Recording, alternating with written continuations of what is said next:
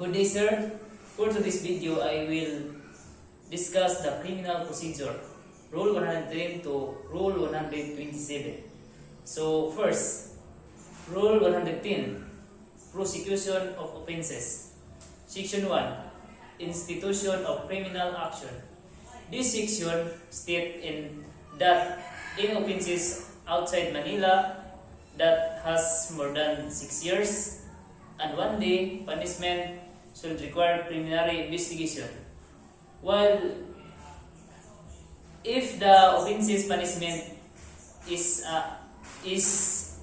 less than 6 years and 1 day, the complaint or information should be directly filed with the municipal trial court, municipal circuit trial court, and office of the prosecutor. For offenses in Metro Manila and other chartered cities, the complaint or information should be filed office of prosecutor. So, Section 2.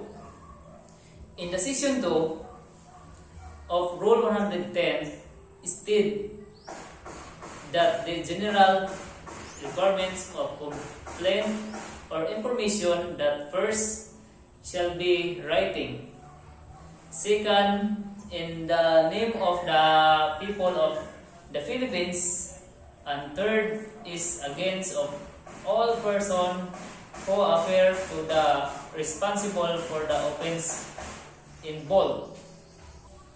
So Section 3 to 4 and 4 of this rule define the complaint and information which is complaint is the sworn writing statement charging a person with an offense subscribed by the OPP or the offended party, peace officer or other public officer charged with the enforcement of the law violated and filed in the prosecutor office. While information as an accusation in writing charging a person of offense subscribed by the prosecutor and filed with the court.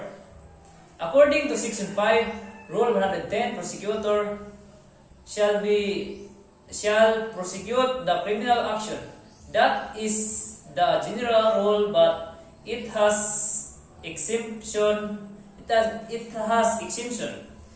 Exemption where a private prosecutor can prosecute a criminal action when, in case of heavy work schedule of the public prosecutor, or in the event of lack of public prosecutor. But even through those circumstances are present, private prosecutor can prosecute the criminal action unless she has a written authorization by the chief prosecutor office and should have the approval of the court. The second paragraph of this section stated by the private crimes, adultery, and concubinage shall be prosecuted only if the offended spouse will file. The complaint or information that in the third paragraph are offenses of seduction, abduction, and lasciviousness shall only prosecuted if the complaint or information was filed by the offended party or parents, grandparents, guardian, or state. The offended party shall exercise the writing of filing successively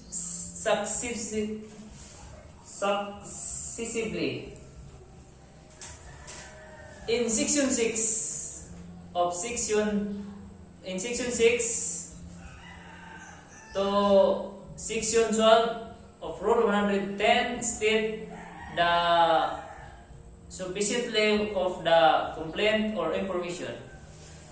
The general rule of the duplicity of the offense on section 13 is that one information is equal to an offense. Exception is when the law prescribes the single punishment or various offenses. So I will proceed to section 11. Prosecution of civil action. So according to section 1 of rule, when a criminal action is instituted, the civil liability shall be deemed instituted. That the general rule of there is an exemption.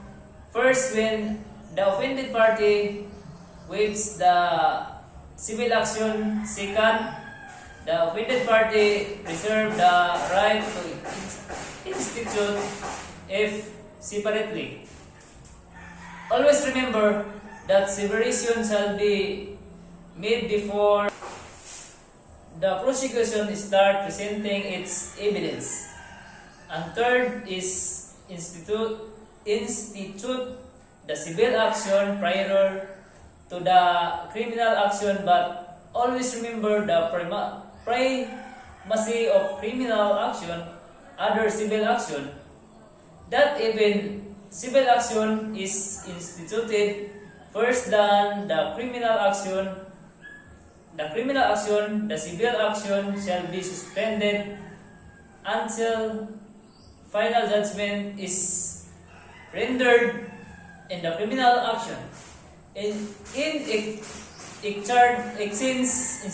institution, when the criminal action is instituted first than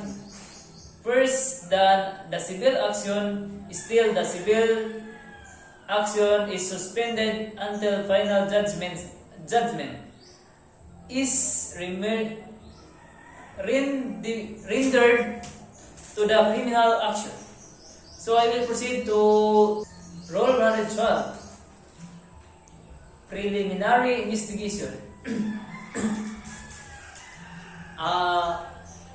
According to section 1 of this rule, preliminary investigation is inquiry of proceeding to determine whether there is a probable cause that the crime has been committed. A preliminary investigation is required to be conducted before filing a complaint or information that the complaint or information for an offense where the penalty is prescribed by law is at least 6 years and 1 day imprisonment. The officer allowed to conduct preliminary investigation are provincial or city prosecutor and their assistants, national and regional state prosecutor and other officer as may be authorized by the law, such as Kumilik and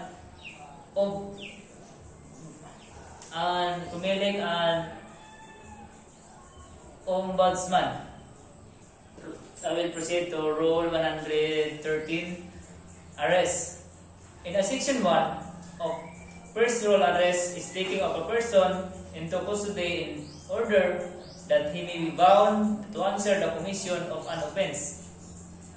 It is made by the actual restraint of the person to be arrested or by his admission to the custody of the person taking of arrest. It shall be the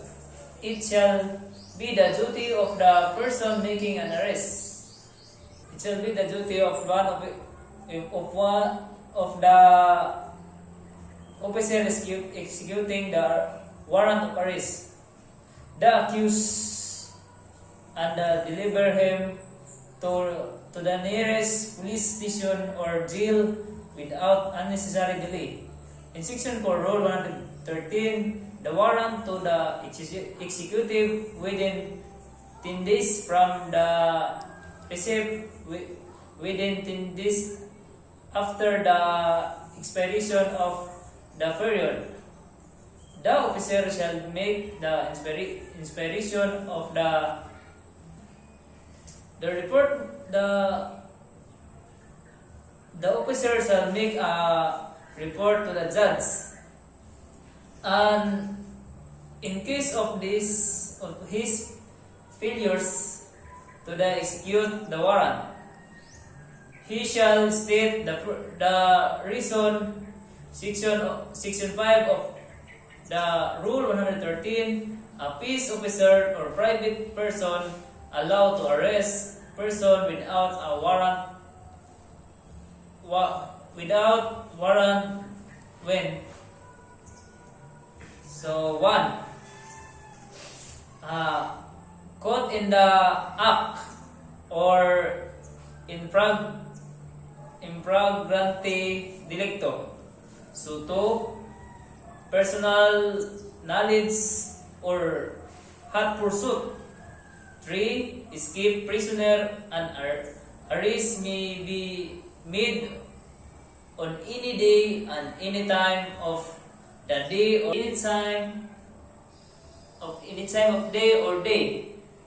In Section 11, police officer must identify themselves and announce their purpose before using force to enter, apply first the brake and announce doctrine. Rule 114 Bill. According to Section 1 of this rule, bill is a security even for the release of a person into custody of the law, furnished by the bondsman and guarantee his appearance before any court. Bill may given in the form of corporate surety, properly bond, cash deposit, or recognized funds. According to Section 2 of this rule, all person having an offense can appeal bill, except those charged with offenses punishable by reclusion perpetua, death penalty, and life imprisonment. According to Section 4 of Rule 114, bill is a matter of right when before and after conviction by the Municipal Trial Court, Metropolitan Trial Court, and Municipal Circuit Trial Court, and before conviction by the Regional Trial Court of offense not punishable LDR. While according to Section 5 of this rule, bill is a matter of prescription when upon conviction by the Regional Trial Court of the offense not punishable by LDR, and also punishable by LDR if the evidence of guilt is not strong. So I'll proceed to Rule 115, the rights of the accused. The accused in criminal prosecution have several rights, including the 1. Presumption of innocence. So 2. Right to be informed of the nature and cause of accusation. 3. The right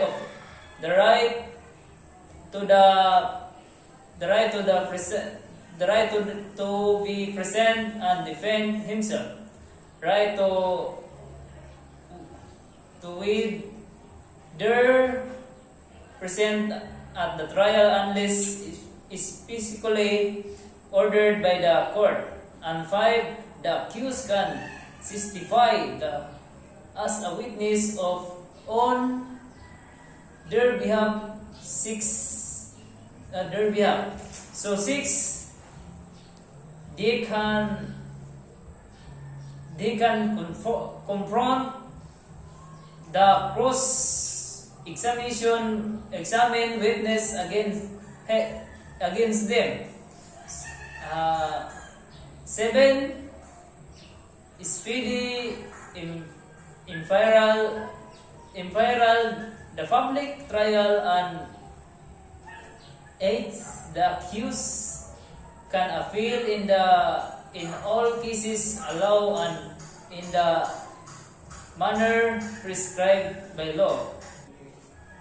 Rule 116, Arraignment and Plea. According to the paragraph A of section 1 of this rule, the accused must be arraigned before the court where the complaint or information has filed or designated for trial. Arraignment shall be made in open court by the judge by giving the accused within the copy of the complaint and information reading in the same dialectly known by the accused and in the same the accused, and asking him whether he pleads guilty or not guilty, and the accused answer is the plea. Paragraph B is instead the accused be present by the arraignment and must be personal enter the plea. According to the paragraph C of the section 1 of this rule, is accused refuses the plea and plea of not guilty shall be entered for him. When the paragraph D, when the accused pleads guilty but present exculpatory evidence, his plea shall be deemed withdrawn, and a plea of not guilty shall be entered for him. Rule 117. The motion to quash or the request for dismissal. On section 1 of this rule, the accused may move to quash the information or complaint any time before entering his plea. The motion to quash shall be in writing, signed by the accused or this counsel, and shall distinctly specify its factual and legal grounds. According to the section 3 of this rule, there are only 9 grounds, and that the accused may move on to quash the complaint or information. First is the facts charged do not constitute the offense. Second is the charges do not. Second is that the court trying the case has no jurisdiction over person of the accused. That the court trying the case has not jurisdiction over the person of the accused. That the officer who filed the information has no authority to do. So that it does not confer substantiality to the prescribed form, the publicity of the offenses, that the criminal action or liability has been extinguished, that is contains aberrations which its truth shall constitute a legal excuse or justification, and last is double jeopardy. After entering the plea, the accused can still file a motion to quash grounds E, B, G, E, or grounds 1, 2, 7, and 9. So, Rule 118 free trial. Rule 118 free trial, according to the Section 1 of free trial, is mandatory in criminal cases. It is conductive to avoid surprise. During the free trial, both parties will lay down evidences. Witness, because failure to present the free trial is called not be admitted during the trial unless otherwise. The reason or that is during the reason for that is good cause, and in case there is objection, it will be raised, and that is the reason why there is a presential pretrial in pre-trial. There will be plea bargaining. Rule 119. According to the Section 1 of this rule, the time to prepare trial is after a plea or not guilty is entered. The accused shall have 15 days to prepare for pre-trial, for 15 days to prepare for trial. When the trial shall commence within 30 days from the receipt of the pre-trial order. On Section 3, the period of delay shall be excluded in computing the time within the delay resulting from adding proceeding concerning the accused. Delay resulting from mental incompetence or physical inability of the accused to stand trial, and if the information is dismissed upon motion of the prosecution. On Section 11, the order trial which first prosecution shall present evidence to prove the charge. When the accused and the defense present rebuttal and rebuttal evidence, then shall be made submitted of decision. Rule 121. The new trial of reconsideration. According to the Section 1 of this rule, the time for the new trial is reconsideration is any time before the judgment or conviction becomes final. On Section 2 is the grounds for the new trial. The new trial first is the errors of the law, and second is the new and material evidence has been discovered. Rule 122 is the appeal. According to Section 1 of this rule, any party may appeal from the judgment or final order unless the accused will be placed in double jeopardy. Section 2 is where to appeal when from first level court or MTC appeal or when from RTC appeal. On Court of Appeal, the when from Court of Appeal, PN Supreme Court. Rule 123 is the procedure in the Municipal Trial Court, and Rule 124 procedure in the Court of Appeals. Rule 125 the procedure in the Supreme Court. So Rule 126 the cease and seizure. Section 1 define the search of warrant as on order in the writing in the name of the people of the Philippines signed by the judge and directed to the peace officer, commanding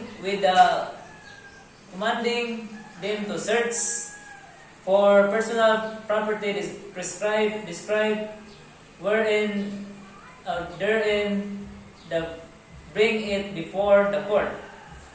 The personal property to the seize according to the section 3 are subject on the offense is this mean property unused or intended to the use and means of the committing offense. In section 7, a search warrant shall not issue except upon probable cause is connection with one specific offense to determine personally by the judgment shall be found in section 4 of Rule 126. Section 7, police officer must be identify himself and pronounce their purpose before using force to enter. Apply first the break, the announced doctrine and warrant must be served in 1 day, unless the affidavit indicates the property is on a person or is within, in which case it can be served at any time of day or night found in section 9. So last Rule 127, provisional remedies in criminal cases. And those are the criminal procedure, Rule 110 and Rule 127. I am Elmer Pagasian. Thank you, sir, and God bless.